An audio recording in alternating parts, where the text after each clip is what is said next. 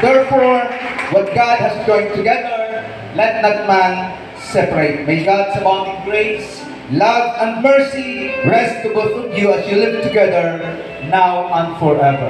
In Jesus' name, amen. So at this juncture, kung pwede bang alisin mo sa mantik bilang pagpapakita ng iyong marugdog na pagmamahal yan, sa isa't isa. It's now your turn, son, to salute the bride.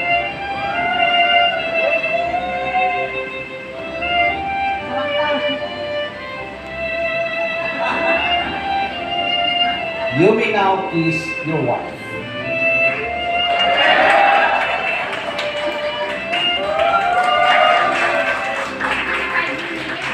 Nahagip ba ng picture?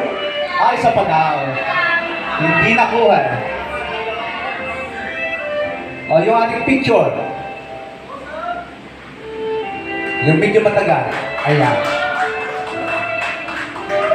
Okay, kung pwede bang kumanap na kayo sa congregation.